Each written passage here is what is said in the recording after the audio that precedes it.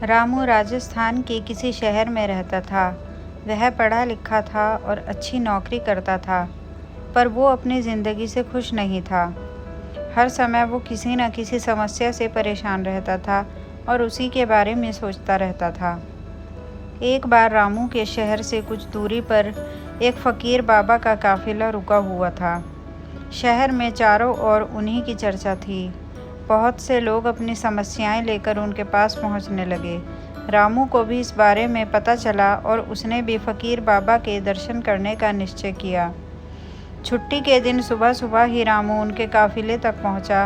वहां सैकड़ों लोगों की भीड़ जुटी हुई थी। बहुत इंतज़ार के बाद रामू का नंबर आया। वह बाबा से बोला, बाबा, मैं अपने जीवन से बहुत दुखी हूँ। हर समय समस्याएं मुझे घेरे रहती हैं। कभी ऑफिस की टेंशन रहती है तो कभी घर पर अनबन हो जाती है और कभी अपनी सेहत को लेकर परेशान रहता हूँ। बाबा, कोई ऐसा उपाय बताइए कि मेरे जीवन से सभी समस्याएं खत्म हो जाएं और मैं चैन से जी सकूं।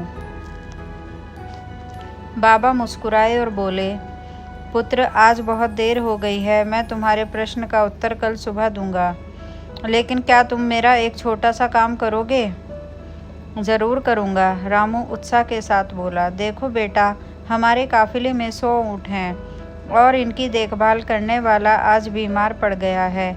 मैं चाहता हूँ कि आज रात तुम इनका ख्याल रखो और जब 100 के 100 ऊँट बैठ जाएं तो तुम भी सो जाना। ऐसा कहते हुए बाबा अपने तंबू में चले गए। अगली सुबह बाबा रामू से मिले और पूछा, कहो बेटा, नींद अच्छी आई? कहाँ बाबा, मैं तो एक पल भी नहीं सो पाया। मैंने बहुत कोशिश की पर मैं सभी ऊँटों को नहीं बिठा पाया। कोई न कोई ऊँट खड़ा हो ही जाता। राम दुखी होते हुए बोला, मैं जानता था यही होगा। आज तक कभी ऐसा नहीं हुआ है कि ये सारे ऊँट एक साथ बैठ जाएं। बाबा बोले। रामू नाराज़गी के स्वर में बोला, तो फिर आपने मुझे ऐसा करने को क्यों कहा? बाबा बोले, बेटा, कल रात तुमने क्या अनुभव किया? यही ना कि चाहे कितनी भी कोशिश कर लो, सारे ऊँट एक साथ नहीं बैठ सकते। तुम एक को बैठाओगे तो कहीं और कोई दूसरा खड़ा हो जाएगा।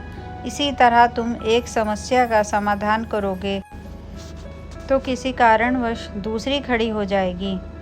पुत्र, जब तक जीवन है ये समस्याएं तो बनी ही रहती हैं, कभी कम तो कभी ज़्यादा। तो हमें क्या करना चाहिए? रामू ने जिज्ञासावश पूछा। इन समस्याओं के बावजूद जीवन का आनंद लेना सीखो। कल रात क्या हुआ? कई ऊँट रात होते होते खुद ही बैठ गए।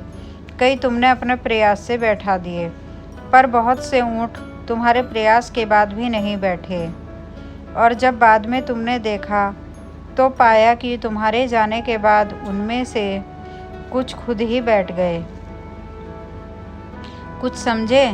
समस्याएं भी ऐसी ही होती हैं। कुछ तो अपने आप ही खत्म हो जाती हैं, कुछ को तुम अपने प्रयास से हल कर लेते हो और कुछ तुम्हारे बहुत कोशिश करने पर भी हल नहीं होती हैं।